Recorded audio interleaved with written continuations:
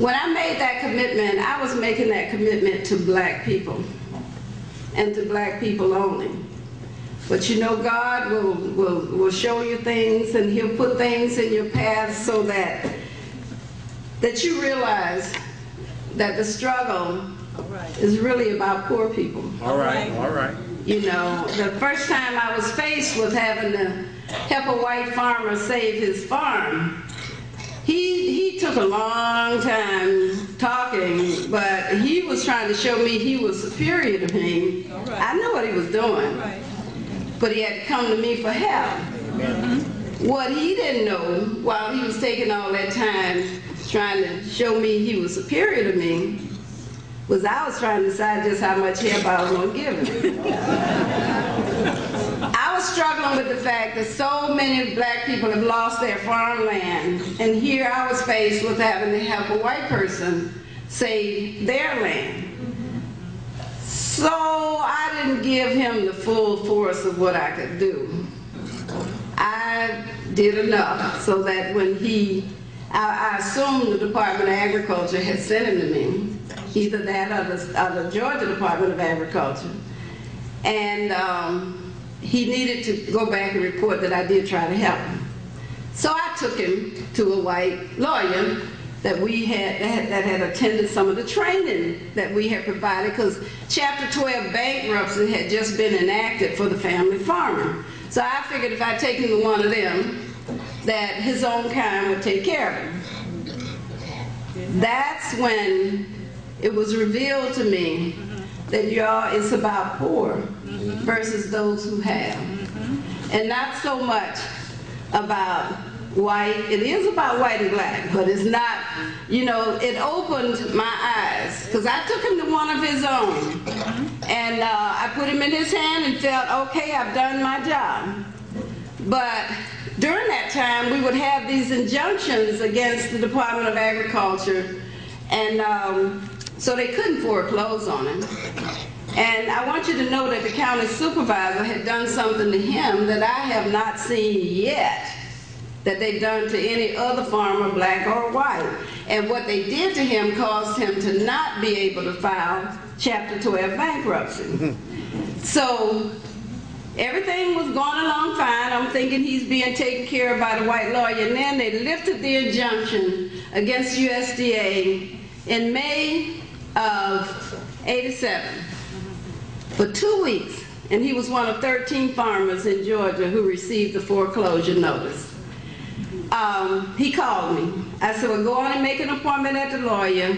Let me know when it is, and I'll meet you there. So we met at the lawyer's office on the date they had given him. And this lawyer sat there. He had been paying this lawyer, y'all. That's what got me. He had been paying the lawyer since November, and this was May. And the lawyer sat there and looked at him and said, well, y'all getting old. Why don't you just let the farm go?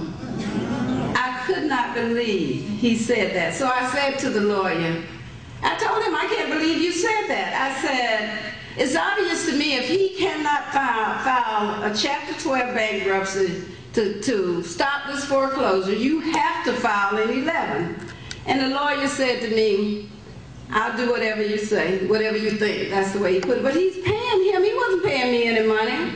You know, so he said, the lawyer said he would work on it. And then about 7 days before that land would have been sold at the courthouse steps, the farmer called me and said the lawyer wasn't doing anything. And that's when I spent time there in my office calling everybody I could think of to try to help me find a lawyer who would handle this. And finally I remembered that I had gone to see one just 40 miles away in Americus with a black farmer. But working with him made me see that it's really about those who have versus those who don't. You know, and they could be black, they could be white, they could be Hispanic. And it made me realize then that I needed to work to help poor people, those who don't have access the way others have. I want to just share something with you, and I think it helps to, you know, when I learned this, I'm like, oh my goodness. You know, back in the late 17th and 18th century, there were black indentured servants and white indentured servants.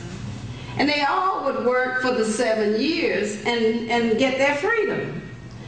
And they didn't see any difference in each other. Nobody worried about skin color. They married each other. You know, these were poor whites and poor blacks in the same boat. So they were slaves, but they were both slaves and both had the opportunity to work out of slavery. But then they started looking at the injustices that they faced and started then trying, you know, the people with money, you know, they started the poor whites and poor blacks were, you know, they married each other, they lived together, they were just like we would be. And they started looking at what was happening to them and decided we need to do something about it, you know, about this. Well, the people with money, the elite, decided, hey, we need to do something here to divide them. So that's when they made black people servants for life. That's when they put laws in place forbidding them to marry each other. That's when they created the racism that we know of today. They did it to keep us divided. And it started working so well, they said, gosh, looks like we've come up on something here that can last generations. And here we are, over 400 years later, and it's still working. What we have to do is get that out of our heads. There is no difference between us. The only difference is that the folks with money want to stay in power, and whether it's health care or whatever it is, they'll do what they need to do to keep that power. You know.